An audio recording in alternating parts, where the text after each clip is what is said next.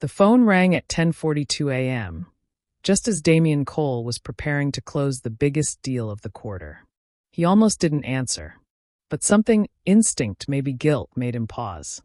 "Mr. Cole," the voice on the line said, calm but heavy, "we're calling from St. Maribel's Hospital. You've been listed as the emergency contact. The patient, Alina Matthews, named you as the baby's father." There was a silence. Damian didn't breathe, didn't move, didn't understand. "Alina.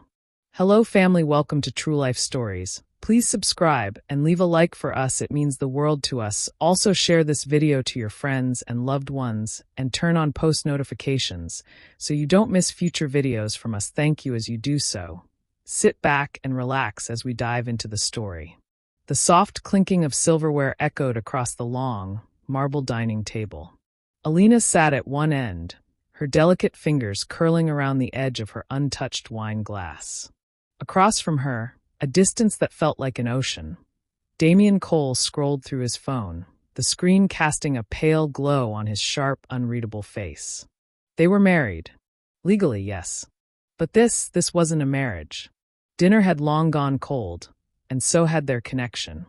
Alina's voice broke the silence, timid but resolute. "Damian, I submitted the sketches to the fashion house. They said they loved the concept. They might want a partner." He didn't look up. She swallowed hard, pushing down the shame that always came when he made her feel like she was 12 years old begging for approval. "Did you hear me?" Damian finally raised his eyes, bored. "Fashion sketches?" he repeated flatly. "Alina, I don't have time for your hobby stories. I've got a merger to finalize in Tokyo." "It's not just a hobby," she said, her voice quivering but persistent. "It's what I love. It's what I want to do. And I provide everything you could ever need," he cut in, voice sharp now. "You live in a $10 million home. You wear designer clothes, not ones you stitched together in your little corner." Alina flinched. That little corner was her studio, the only room in the mansion that felt like hers. Her sanctuary. She forced herself to meet his eyes. "Money isn't everything, Damian. I don't want to just exist. I want to live. I want to create. I want to feel like my life means something." He scoffed, setting down his phone with a hard thud. "This again," he said, rising from his chair. "You knew who I was when you married me. I'm not here to hold your hand while you chase after teenage dreams." His words hit her like ice water. Still, she stood, following him as he walked toward the living room. "No, I knew who you pretended to be," she said quietly. "The charming, driven man who cared about what I wanted. The one who smiled at my designs, who talked about building a life together. That was before I realized how exhausting you are," Damian muttered, pouring himself a drink. Alina's breath caught. She blinked, willing the sting in her eyes to stay at bay. But the dam had long since cracked. "I'm your wife, Damian," she whispered. "I've begged for your time, for your attention. I've asked you to love me. And I've told you," he said, turning to face her with that cold detachment she hated. "I don't have time for emotional nonsense. If you want love, get a dog." Silence fell. Thick. Final. Alina didn't speak again that night. She returned to her studio and sat at her sewing table, the sketchbook open before her, the pages blank. Her hands trembled too much to draw. That night, she cried silently in the dark, curled up in a bed that felt more like a coffin. Every sob was muffled by the walls that had once made her feel like royalty. Now they pressed in on her like bars in a cage. It was 3 weeks later when she made the decision. The morning sun filtered through gauzy curtains as she stood by the tall windows in the master bedroom, suitcase on the floor, divorce papers in hand. Damian emerged from the bathroom, adjusting his cufflinks. His eyes fell on the papers with only mild curiosity. "I'm filing today," she said softly. He didn't blink. "Good." Alina nodded slowly. She turned to leave but paused at the door. "One last chance. One last hope." "Is that really all you have to say?" she asked. He looked at her, no anger, no sadness. Just mild impatience. "Don't ever show your face to me again once you sign that paper," he said coldly. And that was it. No attempt to stop her. No emotion. No goodbye. Alina walked out of the mansion that day with nothing but her suitcase, her broken heart, and the dreams she refused to let die. The gates of the estate closed behind her with a mechanical click, loud, final. Freedom felt heavier than she imagined. But it was still freedom. The apartment wasn't big. In fact, it was barely a quarter of the size of the mansion she had left behind. But to Alina, it was everything. The door creaked as she stepped inside, suitcase wheels clicking softly against the hardwood floor. She stood in the narrow hallway for a moment, taking in the quiet. No staff. No marble floors. No echoes of silence where love was supposed to live. Just warmth. Just peace. A beige love seat sat near the window in the living room. The sunlight spilled across it like an invitation. The kitchen was open, small but clean. The bedroom, though modest, had large windows that bathed the room in natural light. On the far side of the room was a small alcove, just wide enough for a desk, a mannequin, and a clothing rack. She already knew that would be her studio. She set her suitcase down and exhaled, slow and heavy. For the first time in 2 years, she wasn't suffocating. She wasn't being watched, judged, dismissed. She was alone. Not lonely, but alone in the way a bird is when it first realizes the cage is gone. Alina smiled. It didn't feel fake. The first week was quiet and difficult in its own way. She wandered around the apartment barefoot, learning her new space like one would learn a dance. She sat by the window in the evenings, sipping chamomile tea and sketching on her lap. The designs flowed out of her like breath. Silhouettes, fabrics, accessories. A whole fashion line began to bloom across her pages. She picked up a job at a nearby boutique to make ends meet, assisting customers during the day and sewing in the evenings. Her fingers, long unpracticed, found their rhythm again. Needle and thread became an extension of her will. Every night, she fell asleep exhausted, but content. This was hers. This life, this room, these designs, they were born from her hands, not handed down from a man who saw her as an accessory. It was on a rainy Wednesday afternoon, 3 weeks after she'd moved in, that she first suspected. She was helping a customer in the boutique when a wave of nausea hit her like a slap. She barely made it to the restroom in time, retching into the porcelain sink, trembling and cold. One of the older staff members, a gentle woman named Cora, came in behind her and rubbed her back. "Sweetheart, are you all right?" I think it's the flu," Alina lied, rinsing her mouth. Cora gave her a pointed look, the kind only seasoned women give. "You sure?" Alina avoided her eyes. That evening, after work, she stopped by a pharmacy and bought a test. She tucked it into her coat pocket like a shameful secret. It sat unopened on her bathroom sink for 3 hours. When she finally gathered the courage, the results stared at her in bold, undeniable clarity. Pregnant. Alina slid to the bathroom floor, the test still in her trembling hands. Her mind spun in all directions, colliding with the memory of Damien's last words to her like shards of broken glass. "Don't ever show your face to me again." The nausea returned, this time from something far deeper than her stomach. She cried that night, not because she was weak, but because for the first time in weeks, the past had caught up to her. She had left him behind, the coldness, the loneliness, the betrayal, but part of him had come with her. Inside her, growing, changing everything. And yet, beneath the tears, beneath the shock and fear, a small ember of something else began to glow. She placed a hand on her abdomen, fingers splayed over the soft cotton of her shirt. A heartbeat. A life. Not his legacy, hers. A reason to try harder. To fight longer. Over the next few days, she wrestled with her conscience. Should she tell him? But the answer always returned in the same voice, his voice. "If you want love, get a dog. Don't show your face to me again." She had begged him to love her, and he couldn't. Would a baby change that? She doubted it. And more than that, she had promised herself not to go back. Not to be that woman who knocked on the door of a man who had slammed it in her face. So she made her choice. She would raise this child on her own. She would build a life not from apologies or second chances, but from strength, hers and hers alone. She cleared out the alcove that weekend, and began transforming it into a proper studio. She ordered bolts of fabric, sewing patterns, child-safe scissors. She found herself designing baby clothes, tiny hats, little onesies, miniature dresses with floral embroidery. Her boutique work started to pay off. She launched a small online store under the name Alina and Bloom. Orders trickled in slowly, then steadily. At her first prenatal appointment, the doctor said she was healthy. 8 weeks along. Heartbeat strong. Alina left the clinic with a sonogram photo and a quiet resolve etched into her chest. She was scared, terrified some days. But she was no longer lost. And she was no longer broken. The dream she had buried in the cold halls of Damien's mansion was alive again. And now, it had a heartbeat.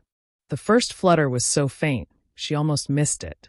She was at her sewing machine, head bent, eyes focused on the hem of a soft beige baby romper she was finishing for a customer. Then it came, a light tap from the inside, like a tiny knuckle rapping gently against the wall of her belly. Her hands froze.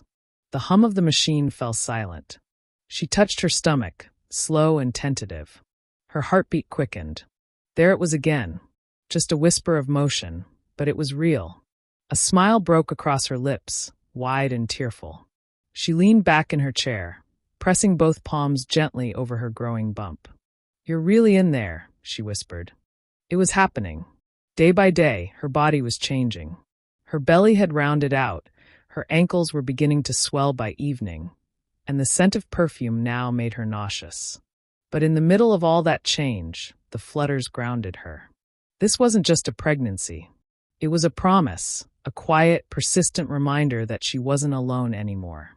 By the 5th month, exhaustion clung to her like a second skin.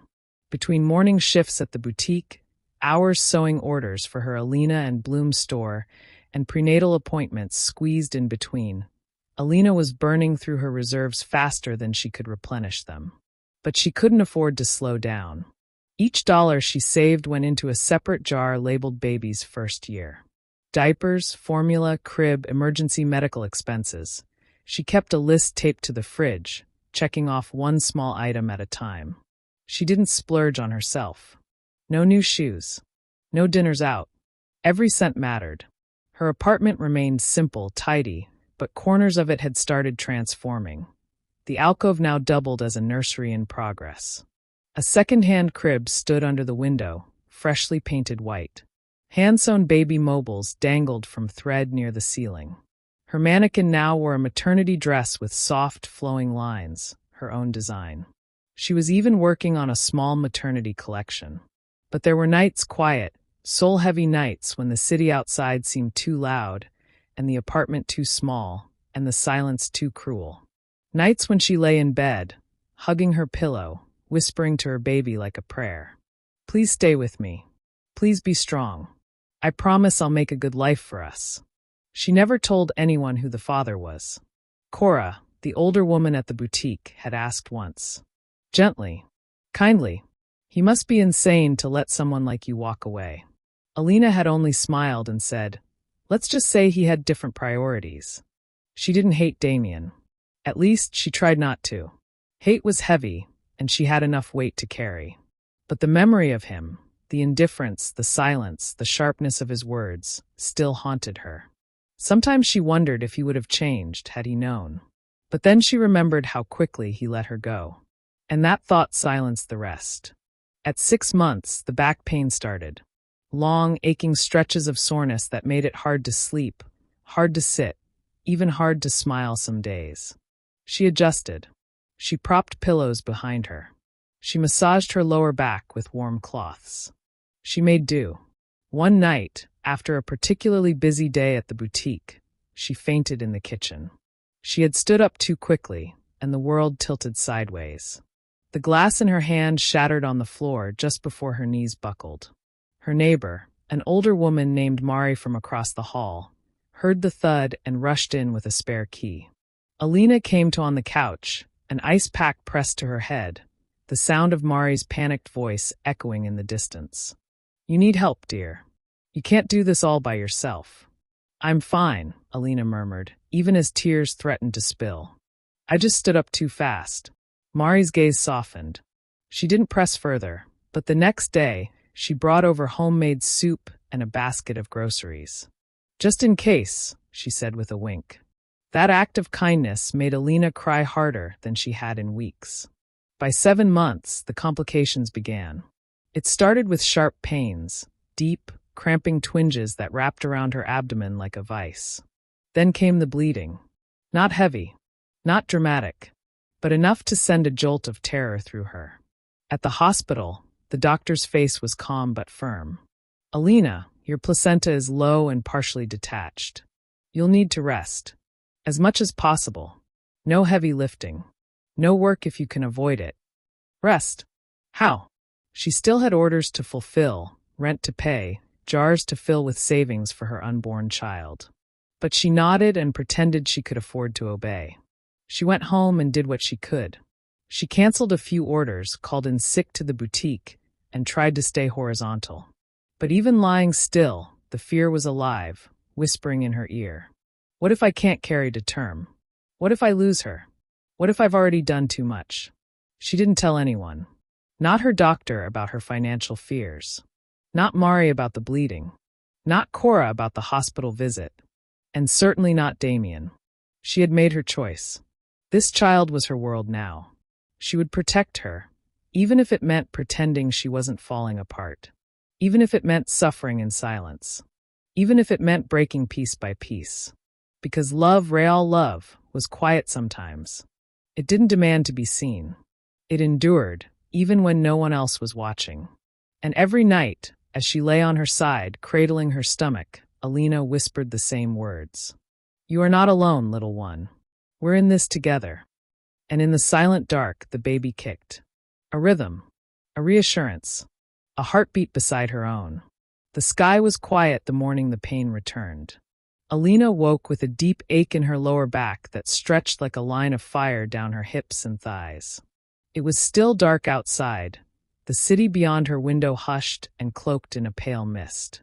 She pressed her hands into the mattress, tried to sit up slowly. Her breath caught. Something wasn't right. She had felt discomfort before, cramping, tightness, pressure. But this was different. She glanced at the small digital clock by her bedside. 4:47 a.m. The baby wasn't due for another 5 weeks. She had read every book, watched every video, taken every note the doctor had offered. She knew what premature labor felt like. She just didn't want to believe this was it. But when the second wave of pain came, sharp and rolling through her with the force of a storm, she gasped, her body curling instinctively. "Not yet," she whispered. "Not now, baby girl. Stay with me just a little longer." By the time Mari heard her crying through the wall and rushed in, Alina was already doubled over on the living room floor, gripping a pillow and sweating through her nightdress. Mari didn't hesitate. She grabbed the hospital bag that Alina had quietly packed 2 weeks earlier, helped her into her coat, and called for an ambulance.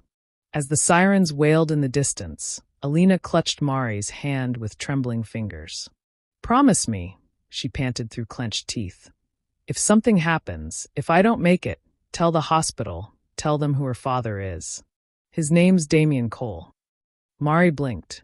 "Damien, the Damien Cole?"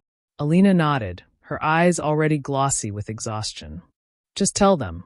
Please." Mari's heart sank, but she squeezed Alina's hand tighter and nodded. "I promise, sweetheart." The hospital lights were too bright. Everything became a blur of sterile white corridors, voices calling out medical codes, nurses moving with urgency, and the sensation of being wheeled down hallways that smelled of antiseptic and rain. Alina drifted in and out of focus. A nurse's voice, 7 centimeters dilated. BP's dropping. A doctor shouting, "We have fetal distress." A sudden grip of terror. No. Not her. Not the baby. Take me, not her. She forced herself to stay awake through the contractions, through the blinding pain that pulled her in two. Her body felt like it was cracking open, skin, bone, soul. And still, somewhere through the haze, she heard a tiny voice in her heart. "Just a little longer, Mama." When the baby came, it was quick, urgent. One final scream tore through Alina's throat as the room flooded with light, movement, shouting. And then a sound. A cry. Small, fierce, beautiful. Alina's eyes fluttered open, tears leaking from the corners. The nurse held her up, her daughter, wrapped tightly in a pink blanket, crying with all the strength of a warrior born too early, but determined to live. Alina smiled. Weakly. Painfully. But it was the purest thing she had ever felt. They placed the baby on her chest. Alina's arms, trembling, held her close.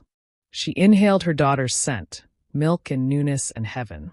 "You made it," she whispered, her lips brushing the baby's forehead. "You're here." She rocked gently, humming a lullaby her mother used to sing. The pain was still there, but distant now, as if her body had given up fighting. The baby's cries softened. "She's beautiful," the nurse said softly, adjusting a monitor. Alina nodded slowly, but her skin had gone pale. Her breath came slower now. I named her," she began, her voice a rasp. "Her name is—" But the rest of the sentence never came. Alina's pulse flatlined at 7:19 a.m. The nurses tried everything. The room turned frantic once more. CPR. Oxygen. Adrenaline. A team of doctors shouting over each other. But she was already gone. She had given everything, body, spirit, breath, to bring her child safely into the world. Hours later, as the morning sun warmed the windows of the maternity ward, a nurse sat beside the crib, gently rocking the newborn girl. A file sat on the counter nearby, marked mother deceased at birth. Infant stable. The emergency contact listed inside read one name, Damien Cole. The attending physician picked up the phone and dialed. Damien Cole sat at the head of a long, obsidian conference table, back straight, fingers steepled. Across from him, his board of directors waited for a nod of approval, eyes darting from slides on a presentation screen to the man who held the fate of their company in his silence. A pie chart spun into view. Q3 growth, 12.7% increase. Applause broke out around the room.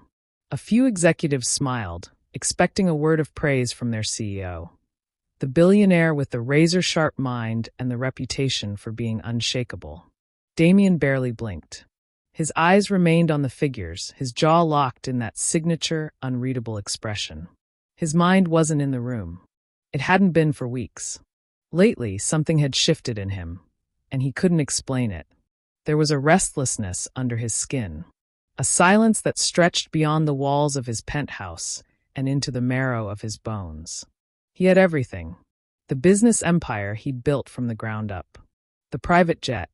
The investors who waited for his every move. The city bent around his will, his name attached to towers and tech hubs and press releases.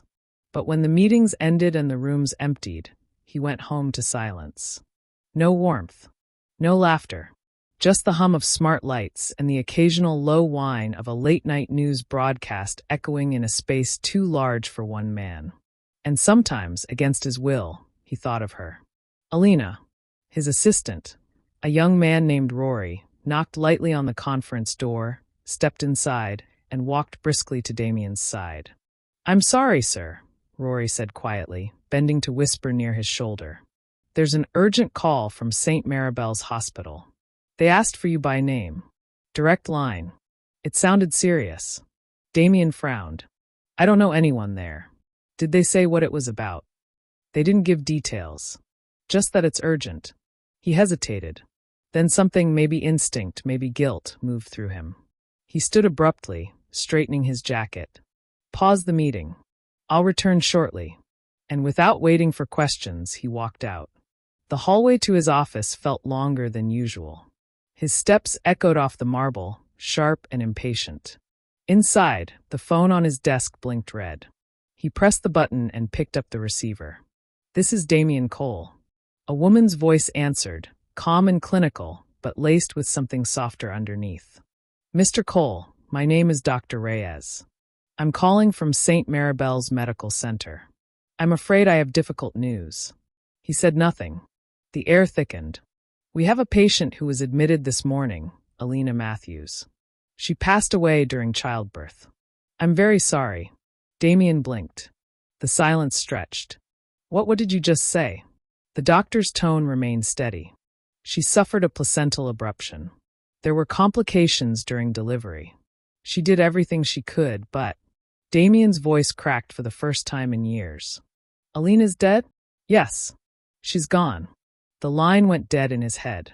He heard her talking, phrases like infant stable and neonatal ICU and emergency contact, but it all dissolved into a fog of disbelief. He hadn't seen her in 8 months, hadn't heard her voice, hadn't read a single message. She had vanished from his life the moment she walked out those mansion doors. By his own command. Don't ever show your face to me again.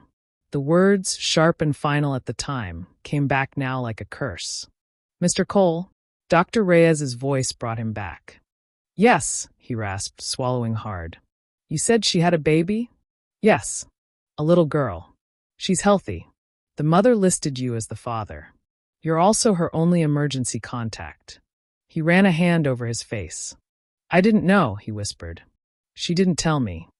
She left a letter, the doctor said gently. For you. And she asked that you come. He stared out the window. Below, the city buzzed in motion. Cars, buses, people late to work or early to lunch. None of them knew what had just happened. None of them knew that a man who had spent his entire life controlling everything had just lost the only person who had ever asked him to give a damn about anything else. Within 20 minutes, his jet was fueled. Within 45, his schedule was cleared. By noon, he was on his way across the state. And the silence on the plane was unbearable. He looked out at the clouds, heart hammering against ribs that hadn't felt this fragile since childhood. His mind replayed their last conversation. Her voice, the divorce papers, his coldness. The way she had stood at the door, hoping, even then, that he'd ask her to stay. But he didn't. He let her walk out. He thought she'd come back. Or that he'd forget. But neither happened. And now she was gone. Forever. The hospital smelled like lavender and antiseptic. A nurse met him at the front desk, her expression tight but kind. This way, Mr. Cole. We've been expecting you. She walked him through a quiet corridor toward the NICU, speaking softly as they went. The baby's doing well. She's a little small, but strong. Very alert. He didn't respond. He couldn't. His shoes stopped at the glass window of the nursery.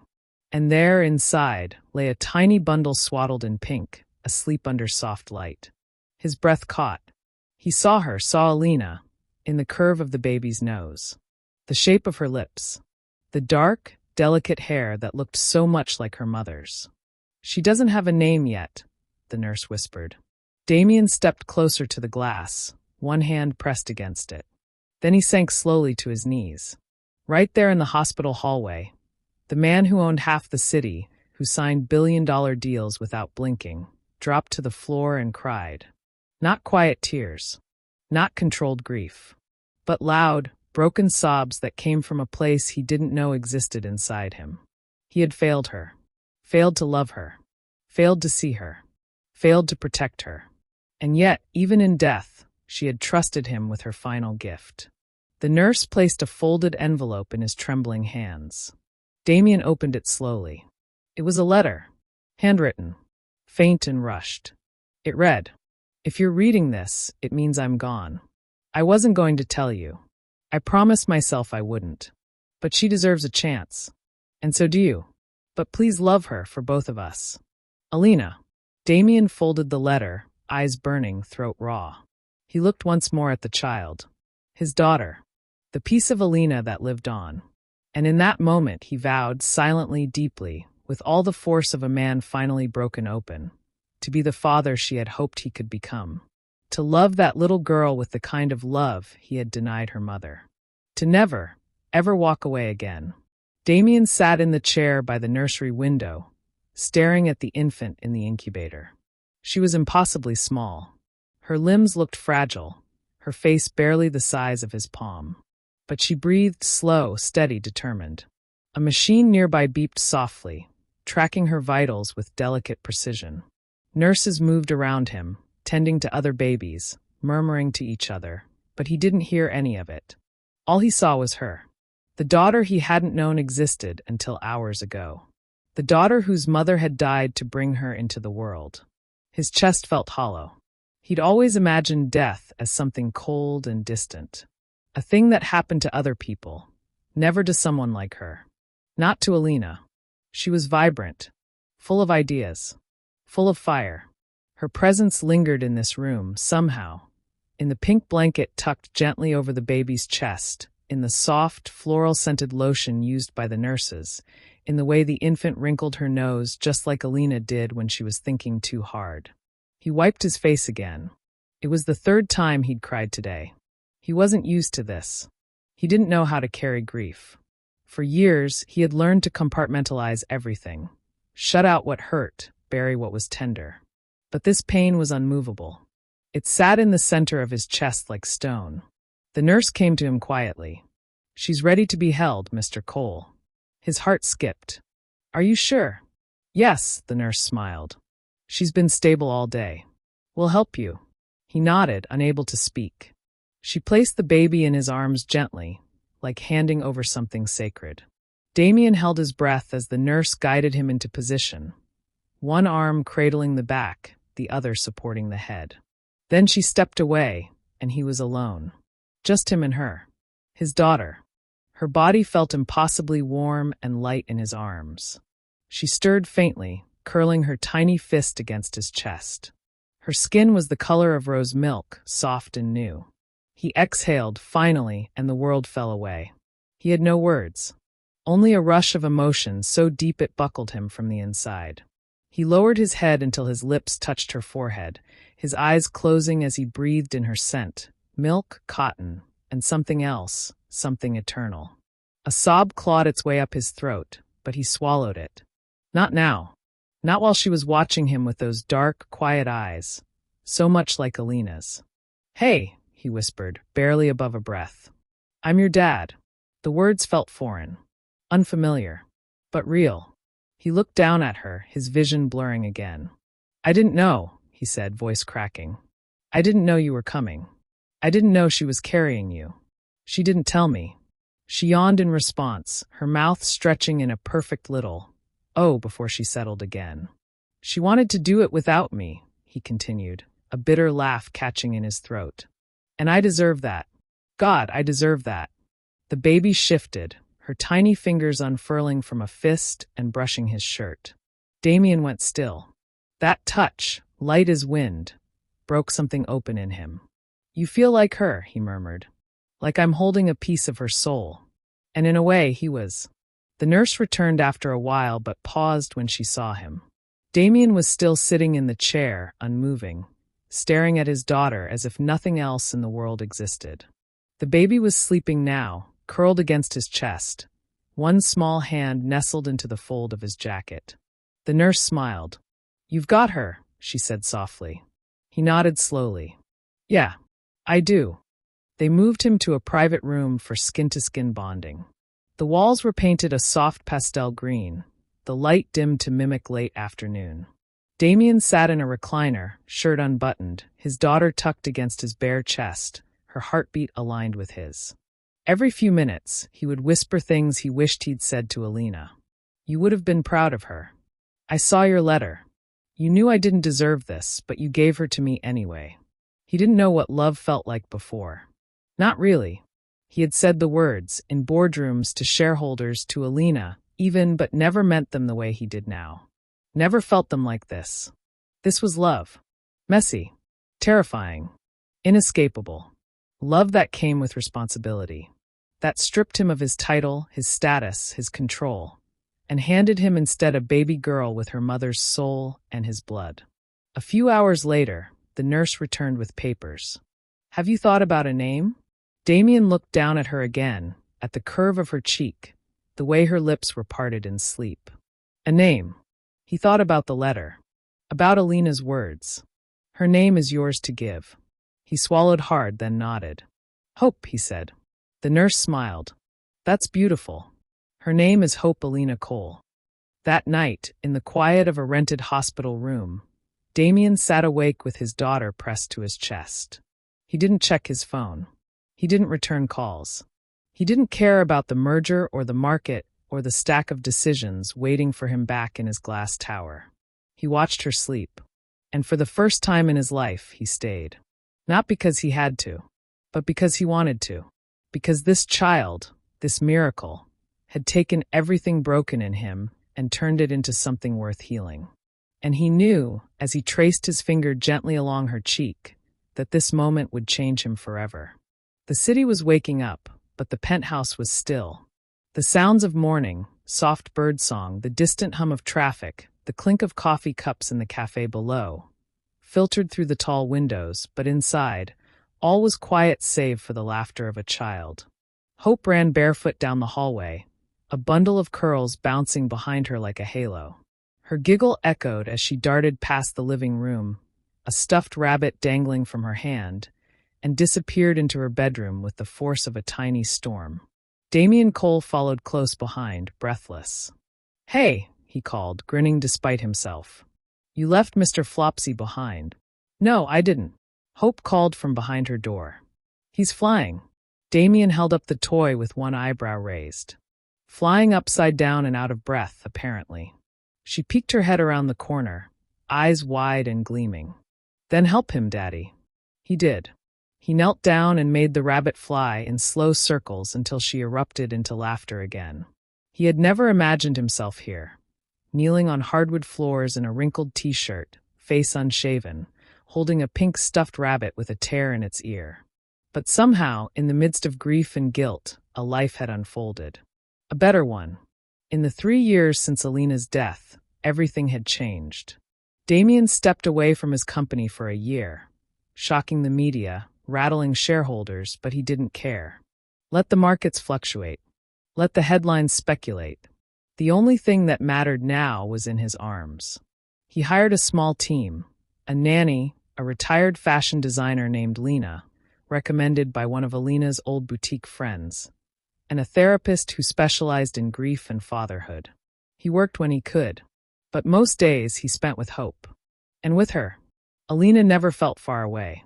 Her apartment had been cleared months after she passed, but Damian had preserved every piece of it. Every sketch, every swatch of fabric, every note she had jotted down in her planning book. He converted one of the rooms in his home into her studio. Not a museum, but a continuation. Alina and Bloom, the online boutique she started, was relaunched on her birthday.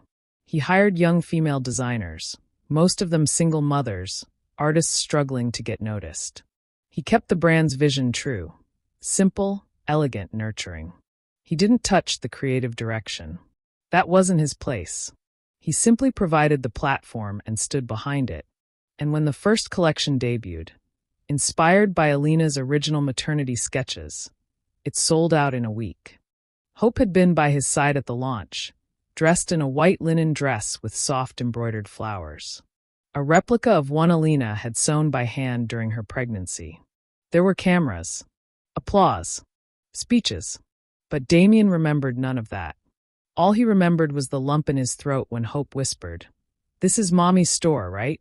And he said, "Yes, sweetheart. Everything here is because of her." Every night before bed, he read Alina's letter. Not aloud, but silently, like a ritual. "But please love her for both of us." He had memorized every curve of her handwriting, every pause. And sometimes, when Hope was asleep, he would sit in the rocking chair near her crib and speak to Alina as if she could hear him.